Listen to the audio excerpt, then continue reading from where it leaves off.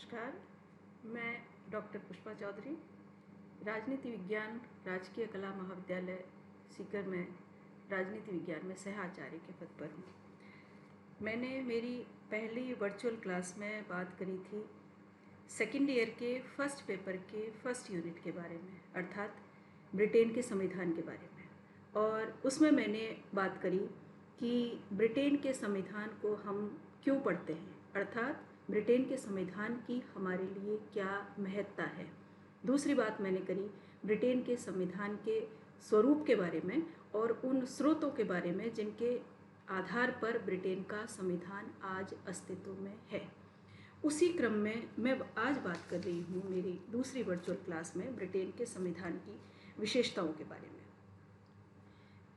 इस संबंध में मैं ये कहना चाहती हूँ कि जैसा मैंने मेरी पहली वर्चुअल क्लास में बताया कि ब्रिटेन के संविधान को किसी एक निश्चित समय पर किसी निश्चित संविधान निर्मात्री सभा ने नहीं बनाया है, और इसीलिए ये कहा जाता है कि जैसा वहाँ दिखाई देता है वैसा है नहीं, और जैसा है वैसा दिखाई नहीं देता। तो वो चीज़ हम ब्रिटेन के संविधान की विशेषताओं को जब पढ़ेंगे, उनके बारे में जानेंगे, तो ये बात स्पष्ट होगी। तो पहली विशेषता जैसे मैं बताना चाहूँगी कि ब्रिटेन का संविधान विकसित संविधान है। ब्रिटेन में क्रमिक रूप से निरंकुश राजतंत्र से प्रजातंत्र अस्तित्व में आया है, जहाँ 9वीं सदी से राजतंत्र, 13वीं सदी से संसद का चलन और 17वीं सदी से संसदीय प्रभुसत्ता अस्तित्व में आई है। 1300 वर्षों से निरंतर विकास का परिणाम रहा है ब्रिटेन का संविधान, और उसमें समय समय पर नई नई चीज़ें जुड़ती चली गई हैं। एक विचारक हुए हैं एनसन, उन्होंने बहुत ही एक काव्यात्मक शैली में इस बात को इस तरह से स्पष्ट किया है कि ब्रिटेन का संविधान विभिन्न प्रकार की भवन निर्माण सामग्री द्वारा निर्मित एक ऐसा महल है जिसमें समय समय पर विभिन्न मालिकों ने अपनी अपनी आवश्यकता अनुसार दालान, बरामदे, खंबे, शयन कक्ष और अतिथि कक्ष आदि बना दिए हैं। इसके निर्माण में अनेकों का हाथ रहा है। संविधान में विकास की एक अविच्छिन्न निरंतरता पाई जाती है। इसका कारण हम कह सकते हैं ब्रिटिश जनता का विकासवादी स्वभाव है, जो क्रांति की अपेक्षा विकास को अधिक महत्व देता है। दूसरी विशेषता हम लेते हैं अलिखित संविधान। अलिखित संविधान यानी अधिकांशतः ब्रिटेन का संविधान अलिखित है, लेकिन पूर्णतः नहीं है। ये बात हम इसलिए कहते हैं कि मैग्ना कार्टा, अधिकार याचना पत्र और संसदीय अधिनियम जैसी कुछ चीज़ें हैं जो उसे थोड़ा लिखित स्वरूप प्रदान करती हैं। इसके अलावा अन्य जो चीज़ें हम देखते हैं वो हमें सभी अलिखित रूप में ही वहाँ दिखाई देती हैं, या उनको लिपिबद्ध नहीं किया गया, लेकिन धीरे धीरे लोगों ने उन्हें अपनाया। तो इसलिए कह सकते हैं कि जो संविधान का जो अलिखित भाग है या जिसे लिपिबद्ध नहीं किया गया है, वह निरंतर स्वभाव के अनुरूप लोगों ने अपनाया है। तीसरी बात हम कह सकते हैं, तीसरी विशेषता हम बता सकते हैं एकात्मक संविधान। एकात्मक संविधान इस दृष्टि से कि ब्रिटेन में छोटे छोटे राज्य नहीं हैं, शक्ति विभाजन नहीं है, समस्त शक्तियां राष्ट्रीय सरकार में निहित हैं। एक कार्यपालिका है, एक व्यवस्थापिका है, एक न्यायपालिका है। कुछ शक्तियां केंद्र ने अपना भार कम करने के लिए स्थानीय सरकारों को दे दी हैं, लेकिन वो परमानेंट नहीं दी हैं, वो जब चाहे उन्हें वापस ले सकती है। तो इस दृष्टि से वहाँ पर पूरी तरह से एकात्मक शासन व्यवस्था बनी हुई है। चौथी विशेषता हम बात करते हैं लचीले संविधान के बारे में। लचीले संविधान से तात्पर्य है यानी ऐसा संविधान जिसमें आसानी से परिवर्तन हो जाए, जो सुपरिवर्तनीय हो, जिसमें सरलता से संशोधन किए जा सकें, अर्थात जिसमें संशोधन करने के लिए कोई विशेष प्रक्रिया नहीं अपनाई जाए।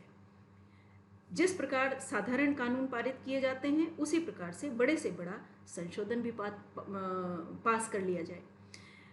तो जैसे हम अमेरिका में देखते हैं, भारत में देखते हैं, यहाँ पर संविधान में किसी भी प्रकार के परिवर्तन के लिए एक कठोर व्यवस्था अपनाई हुई है, कठोर प्रक्रिया अपनाई हुई है, लेकिन ब्रिटेन में ऐसा नहीं है। ब्रिटेन में बहुत आसानी से संशोधन कर लिए जाते हैं। साधारण कानून बनाने और संविधान में संशोधन करने की प्रक्रिया एक समान है। बहुमत के द्वारा संसद संविधान के किसी भी अंश में संशोधन कर सकती है, और संशोधन करने के लिए यह कहने की आवश्यकता भी नहीं है कि संविधान में संशोधन किया जा रहा है। हालांकि अब धीरे धीरे थोड़ी सी चीज़ें इसमें जुड़ी हैं, और वो ये कि अब रूढ़िवादिता के कारण हम कह सकते हैं कि जन सहमति की आवश्यकता महसूस की जाने लगी है, और वो जन सहमति भी चुनावों में ही ली जाती है। चुनाव के समय ही वो जन सहमति मांग ली जाती है। अगली विशेषता की हम बात करते हैं, संसदीय सर्वोच्चता। संसदीय सर्वोच्चता यानी जहाँ पर संसद सर्वोच्च हो। विश्व के सभी देशों में संसदों से ज़्यादा शक्तिशाली यदि कहीं की कोई संसद है तो वो सिर्फ ब्रिटेन की संसद है। संसद के बनाए गए कानून न्यायालय अवैध घोषित नहीं कर सकता, और ना ही वहाँ किसी प्रकार का कोई न्यायिक पुनरावलोकन है। संसद जो नियम बना देती है, जो भी गाइडलाइन बना देती है, उसे उसी रूप में स्वीकार किया जाता है।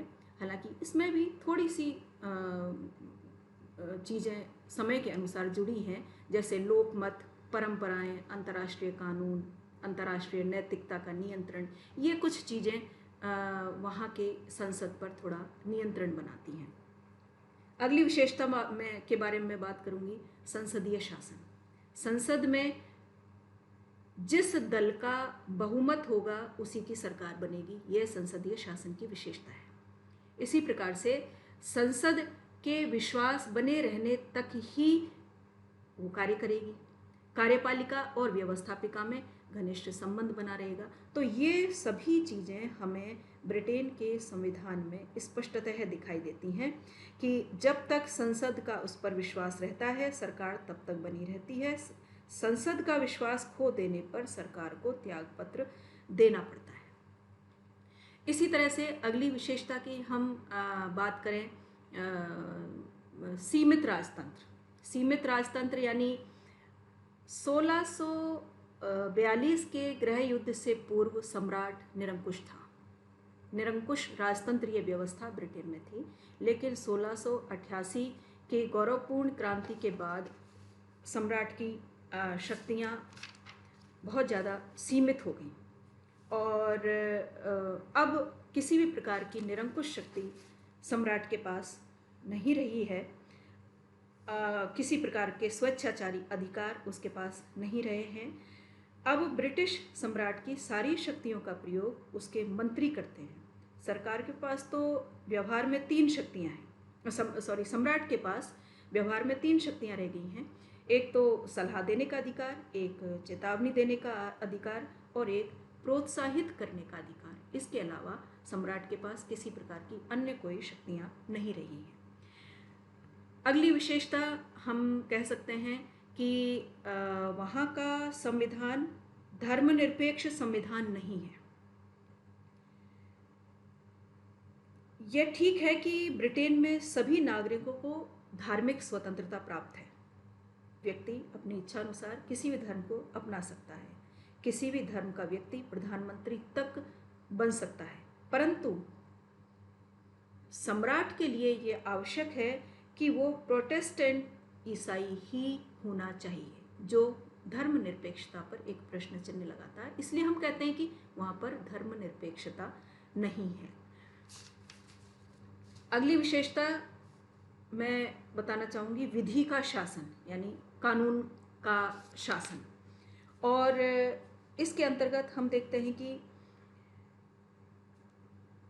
कानून के शासन से साधारणतः ये माना जाता है कि अमुक देश में शासन वहाँ के कानून के अनुसार चलता है, किसी व्यक्ति विशेष की इच्छा के अनुसार नहीं।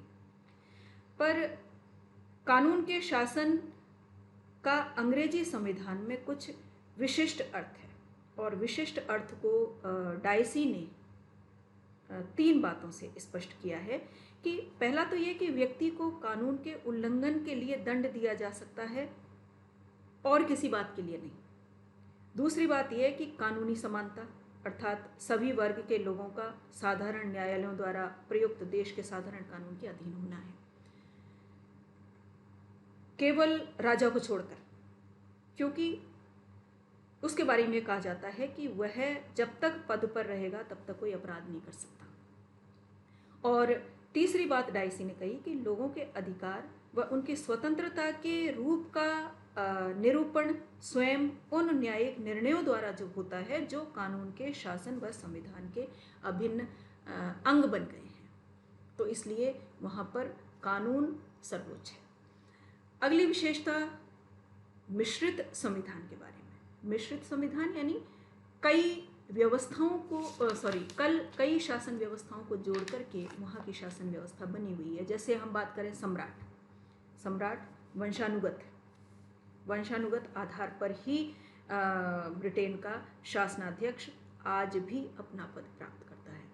इसी प्रकार से राजतंत्र का भी प्रतीक है। दूसरी बात लॉर्ड सभा कुलीन तंत्र का प्रतीक है और लोक सदन और मंत्रिमंडल श्रेष्ठ लोकतंत्र के प्रतीक माने जाते हैं। तो इस तरह से हम कह सकते हैं कि सिद्धांततः तो शासन की समस्त शक्तियां आज भी सम्राट के हाथों में हैं, उसी के नाम से शासन भी चलाया जाता है और यही राजा राजतंत्र का प्रतीक है। और जब हम कुलीन तंत्र की बात करते हैं तो हम लॉर्ड सभा की बात करते हैं, क्योंकि इस सदन के अधिकांश सदस्य वंशानुगत आधार पर ही चुनकर आते हैं, जिसमें समाज के कुलीन और धनाढ्य वर्गों का ही का प्रतिनिधित्व रहता है। किंतु वास्तविक शक्ति ना तो राजा के पास है और ना ही लॉर्ड सभा के पास। वास्तविक शक्तियां केवल लोक सदन और तथा उसके प्रति उत्तरदायी मंत्रिमंडल के पास ही रहती हैं। इस दृष्टि से ब्रिटेन का संविधान एक श्रेष्ठ लोकतंत्र की व्यवस्था करता है। तो हम कह सकते हैं कि राजतंत्रीय व्यवस्था, कुलीन तंत्रीय व्यवस्था और लोकतंत्रीय व्यवस्था का एक अनूठा संगम हम ब्रिटेन के संविधान को मान सकते हैं। और अगली विशेषता के बारे में मैं बात करूंगी, वो है कि ब्रिटेन के संविधान में सिद्धांत और व्यवहार में बहुत ज़्यादा अंतर है। सिद्धांत और व्यवहार के बारे में कि वही बात कि जो हमें दिखाई देता है वो वास्तव में है नहीं और जो है वो हमें वहाँ दिखाई नहीं देता। ये इस रूप में हम इस बात को कई आधारों पर स्पष्ट करने का प्रयास करूँगी कि जैसे राजा निरंकुश राजतंत्र है, लेकिन व्यवहार में वो कठपुतली है संसद के हाथों की, क्योंकि उसे संसद के निर्देशानुसार ही कार्य करना होता है। शासन का संपूर्ण कार्य राजा के नाम से और राजा की मोहर लगाने पर ही होता है, लेकिन व्यवहार में ऐसा नहीं है।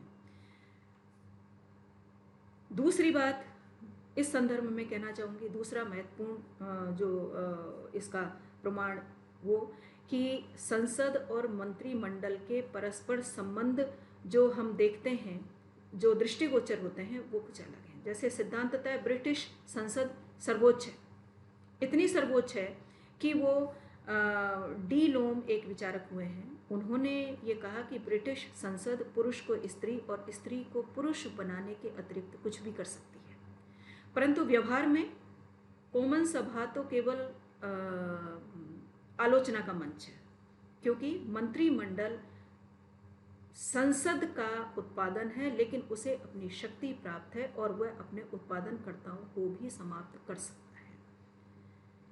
इसी तरह से सैद्धांतिक रूप से इंग्लैंड में एकात्मक शासन प्रणाली है, ऐसा आभास होता है कि इंग्लैंड में संपूर्ण शासन सत्ता का केंद्रीकरण हो गया है या केंद्र संपूर्ण शासन व्यवस्था को चला रहा है, परंतु व्यवहार में शक्ति का पर्याय विकेंद्रित व्यवस्था है, यानी संपूर्ण शासन स्थानीय स्तर पर हस्तांतरित किया हुआ है। स्थानीय स्तर पर वहाँ पूर्ण स्वशासन है। तो ये कुछ इसी तरह से एक और प्रमाण की सैद्धांतिक रूप से वहाँ राजतंत्र है, किंतु व्यवहार में वहाँ लोकतंत्र है। राजतंत्र केवल एक दिखावा मात्र है, या हम कह सकते हैं कि वास्तविक रूप से सम्राट के पास कोई शक्तियाँ नहीं हैं। तो ऊपर से ऐसा प्रतीत होता है कि इंग्लैंड की शासन व्यवस्था में शक्ति का पृथक्करण पाया जाता है, क्योंकि कानून निर्माण की शक्ति संसद में है, कार्यकारी शक्ति मंत्रिमंडल में और न्यायिक शक्ति न्यायपालिका में, किंतु व्यवहार में वहाँ की शासन की शक्ति पूर्णतः केंद्रीभूत है। तो इस प्रकार से हम कह सकते हैं कि ब्रिटेन के संविधान में जो वास्तव में है वो दिखाई नहीं देता, और जो दिखाई देता है वो है नहीं। धन्यवाद।